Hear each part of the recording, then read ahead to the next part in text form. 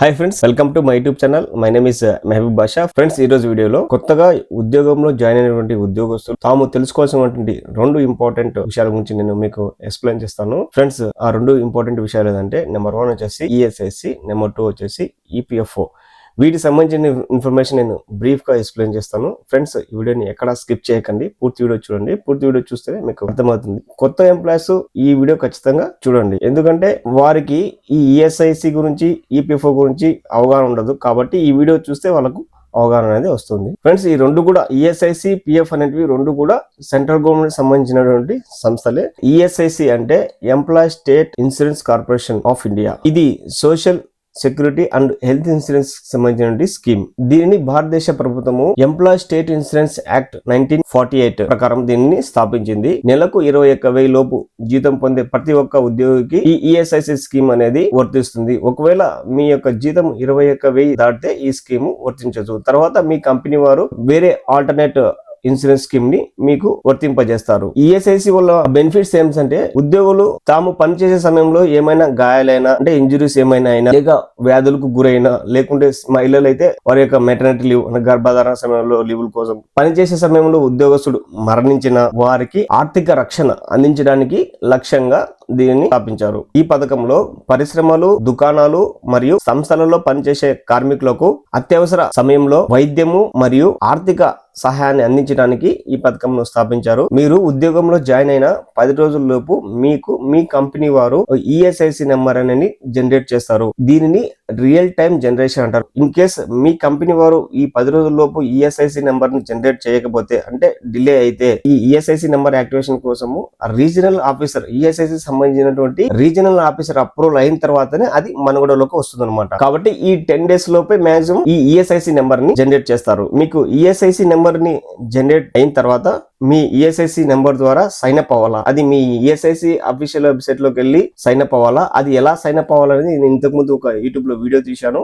ఆ వీడియోకి సంబంధించిన లింక్ నేను డిస్క్రిప్షన్ లో ఇస్తాను. మీరు అక్కడికి వెళ్ళి ఆ వీడియోని చూడండి. ఆ వీడియోని చూసి మీరు ఎలా సైన్ అప్ అవ్వాలనేది క్లియర్ గా ఉంది. ఆ విధంగా సైన్ అప్, మీ మీద డిపెండ్ అయినటువంటి మీ ఫ్యామిలీ మెంబర్ ని, మీ అమ్మ, నాన్న, తల్లి, తండ్రి, పిల్లలు, వీళ్ళను మీ ఈఎస్ఐసి లో యాడ్ చేసుకోవాలా. అంటే ఈఎస్ఐసి లో యాడ్ చేసుకుంటే ఏమవుతుందంటే, మీకు గానీ మీ ఫ్యామిలీ మెంబర్స్ కానీ ఏమైనా సిక్ అయినా, సర్జరీస్ కావాలన్నా, ఏమైనా కూడా మీరు ఈఎస్ఐసి హాస్పిటల్కి వెళ్ళి చూపించుకోవచ్చు అనమాట. ప్రీవియస్ గా ఈఎస్ఐసి లో ఫ్యామిలీ మెంబర్ ని యాడ్ చేయడానికి ఎటువంటి డాక్యుమెంట్స్ అప్లోడ్ చేయాల్సిన అవసరం లేకుండా ఇప్పుడైతే కంపల్సరీగా 2 రకాల డాక్యుమెంట్స్ ని అప్లోడ్ చేసి ఈఎస్ఐసి లో యాడ్ చేసుకోవాలా. దాంతో పాటుగా మీరు డిస్పెన్సరీని కూడా మీ ఎంప్లాయర్ సంబంధించిన హెచ్ఆర్ కానీ, లేకుంటే మీ సూపర్వైజర్ చెప్పి మీ యొక్క డిస్పెన్సరీని కూడా యాడ్ చేసుకోవాలా. డిస్పెన్సరీ అనేది నియరెస్ట్ డిస్పెన్సరీ సెలెక్ట్ చేసుకోవచ్చు. ఒకవేళ మీ పేరెంట్స్ ఇంకో దగ్గర ఉన్నారు అనుకోండి, మీ పేరెంట్స్ కి దగ్గర ఏదైతే డిస్పెన్సరీ ఉందో ఆ డిస్పెన్సరీని వాళ్ళకి యాడ్ చేసుకోవచ్చు. మీరు ఎక్కడైతే ఉన్నారో మీకు దగ్గర ఉన్నటువంటి ఒక డిస్పెన్సరీని కూడా మీరు యాడ్ చేయించుకోవచ్చు. ఈఎస్ఐసి ఇంకో బెనిఫిట్ ఏంటంటే, మీరు లీవ్ లో ఉన్నప్పుడు కూడా మీకు అమౌంట్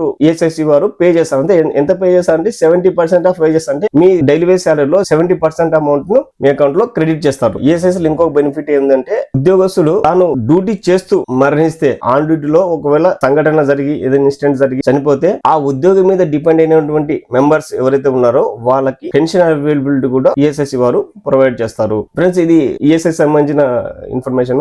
మీరు మీ సూపర్వైజర్ కానీ, లేకుంటే మీ హెచ్ఆర్ కానీ కాంటాక్ట్ అయ్యి ఫస్ట్ మీ ఫ్యామిలీ మెంబర్స్ ని మీ ఈఎస్ఐసి పెన్షన్ కార్డ్ లో యాడ్ చేయించుకోవాలా. అలాగే మీ బ్యాంక్ అకౌంట్ యాడ్ చేసుకోవాలా. తర్వాత మీ నామినీని కూడా యాడ్ చేయించుకోండి. తర్వాత మీ డిస్పెన్సరీ, ఇవన్నీ ప్రాసెస్ అనేది మీ ఎంప్లాయర్ పోర్టల్ లోనే జరుగుతుంది. కాబట్టి మీరు వాళ్ళ కాంటాక్ట్ అయ్యి డీటెయిల్స్ అని యాడ్ చేసుకుంటే మీ ఫ్యామిలీ మెంబర్స్ కానీ, మీకు కానీ ఈఎస్ఐసి హాస్పిటల్కి వెళ్ళి చెకప్స్ కానీ, సర్జరీస్ కానీ ఏమైనా చేయించుకోవచ్చు. నెక్స్ట్ మీకు EPFO, employee provident fund organisation అంటారు. ఇది కూడా సెంట్రల్ గవర్నమెంట్ స్థాపించినటువంటి ఒక సంస్థ. భారతదేశంలో జీతం పొందే ప్రతి ఒక్క ఉద్యోగస్తులకు సంబంధించినటువంటి జీతంలో కొంత అమౌంట్ పొదుపు మరియు కొంత అమౌంట్ ఫ్యూచర్ కోసం, అంటే రిటైర్మెంట్ అయిన తర్వాత అమౌంట్ సేవింగ్ కోసం స్థాపించబడిన ఒక సంస్థనే ఈ ఈపీఎఫ్ఓ, అంటే ఎంప్లాయ్ ప్రావిడెంట్ ఫండ్ ఆర్గనైజేషన్. దీనిని 1952 సంవత్సరంలో భారతదేశ ప్రభుత్వము స్థాపించింది. ఇది చట్టబద్ధమైన సంస్థ. దీనిని సెంట్రల్ బోర్డ్ ఆఫ్ ట్రస్టీ వారు నిర్వహిస్తారు. ఇది కేంద్ర కార్మిక మరియు ఉపాధి మంత్రిత్వ శాఖ పరిపాలన నియంత్రణలో పనిచేస్తుంది. ఉద్యోగి యొక్క వేతనంలో 12%, ఈ 12% లో బేసిక్, డైలీ అలవెన్స్ కటింగ్ అవుతుంది. అలాగే ఎంప్లాయర్ అంటే కంపెనీ వారు 12% అమౌంట్ ను, ఈ కంపెనీ వారు యొక్క 12% అమౌంట్ లో మీకు ఎంప్లాయర్ షేరు అంటే company share plus pension share కూడా ఉంటుంది. ఈ కంపెనీ షేర్ అనేది 3.67 ఉంటుంది మరియు పెన్షన్ షేర్ అనేది 8.33 అనేది ఉంటుంది. పాస్బుక్ లో పిఎఫ్ అమౌంట్ ఎంత ఉంది, పెన్షన్ అమౌంట్ ఎంత ఉంది, ఏ నెల ఎంత కంట్రిబ్యూషన్ అయింది, మీ సర్వీస్ ఎంత ఉంది, మొత్తం డేటా అనేది అంతా పాస్బుక్ లో ఉంటుంది.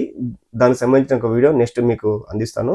మొదటగా కంపెనీ వారు 12 అంకెల యుఏఎన్ నంబర్, యుఏఎన్ అంటే యూనివర్సల్ అకౌంట్ నంబర్, ఈ యుఏఎన్ నంబర్ ని మీ యొక్క ఆధార్ కి అనుసంధానం చేస్తారు, అంటే లింక్ చేస్తారు. మీ యుఏఎన్ నంబర్ కి ఆధార్ అనేది ఖచ్చితంగా లింక్ చేయాలా, అది కూడా మీ కంపెనీ వారే లింక్ చేయాలా. లింక్ చేస్తేనే మీ పిఎఫ్ పోర్టల్లో లాగిన్ అయ్యి డీటెయిల్స్ అన్ని చెక్ చేస్తారు. ఇన్ కేస్ లింక్ కాకపోతే మీరు దాంట్లోకి లాగిన్ అవ్వలేరు. యుఎన్ కు ఆధార్ లింకింగ్ అనేది జస్ట్ 1 మినిట్ పనే, దానికి ఎంత ఎక్కువ టైం కూడా పట్టదు. కాకపోతే మీ కంపెనీ వచ్చారు కొంచెం బిజీ ఉండడం వల్ల ఆ వర్క్ చేసి ఉండదు. ఆ ప్రాసెస్ అనేది చాలా ఈజీగా ఉంటుంది. జస్ట్ ఎంప్లాయర్ పోర్టల్ లో లాగిన్ అయ్యి కేవైసీ లోకి వెళ్ళి కేవైసీ లో మీ యొక్క యుఎన్ నెంబర్ ని ఎంటర్ చేసి దాని కింద మీ యొక్క ఆధార్ డీటెయిల్స్, ఆధార్ నెంబరు, మీ పేరు, మీ డేట్ ఆఫ్ బర్త్ ఇవన్నీ ఎంటర్ చేసి కేవైసీ అప్డేట్ చేస్తే ఆధార్ అనేది మీ యుఎన్ కి అనేది లింక్ అయిపోతుంది. యుఎన్ కు ఆధార్ లింక్ అయిన తర్వాత నెక్స్ట్ మీరు ఏం చేసుకోవాలంటే మీ యుఎన్ నెంబర్ ని యాక్టివేషన్ చేసుకోవాలి. మీ యుఎన్ నెంబర్ ని ఎలా యాక్టివేషన్ చేసుకోవాలనేది ఇంత ముందు నేను ఒక వీడియో తీశాను. కాకపోతే ఇప్పుడు అది వెబ్సైట్ నుంచి డిస్కంటిన్యూ చేశారు. ఇప్పుడు యుఎన్ యాక్టివేషన్ అనేది ఉమాంగ్ అప్లికేషన్ లో జరుగుతుంది. ఉమాంగ్ అప్లికేషన్ లో ఎలా యాక్టివేషన్ చేయాలని నేను నెక్స్ట్ వీడియో తీస్తాను. మీరు ఉమాంగ్ అప్లికేషన్ లో రిజిస్ట్రేషన్ అయ్యి దాంట్లో మీకు యుఎన్ యాక్టివేషన్ అనేది ఒక ఆప్షన్ ఉంటుంది. దాంట్లో వెళ్ళి యుఎన్ నెంబర్ అనేది యాక్టివేషన్ చేసుకోవచ్చు. మీ యుఎన్ నెంబర్ అనేది యాక్టివేషన్ అయిన తర్వాత మీ ఎంప్లాయ్ పోర్టల్ లో లాగిన్ అవ్వాలి. ఉమాంగ్ లో యుఎన్ అనేది యాక్టివేషన్ ఎలా చేయాలో బ్రీఫ్ గా ఎక్స్ప్లెయిన్ చేస్తాను. మీరు ఉమాంగ్ లో రిజిస్ట్రేషన్ అయిన తర్వాత దాంట్లో యుఎన్ యాక్టివేషన్ అనే ఒక ఆప్షన్ ఉంటుంది. ఆ యుఎన్ యాక్టివేషన్ లోకి వెళ్ళి మీ యొక్క యుఎన్ నెంబర్ ని ఎంటర్ చేయండి. వన్స్ మీ యుఎన్ నెంబర్ ఎంటర్ చేసిన తర్వాత మీ యుఎన్ కు లింక్ ఉన్నటువంటి మొబైల్ నెంబర్ కు ఓటీపీ వస్తుంది. ఓటీపీ ఎంటర్ చేయండి. ఎంటర్ చేసిన తర్వాత మీ యొక్క ఆధార్ ఫేషియల్ అథెంటికేషన్ అడుగుతుంది.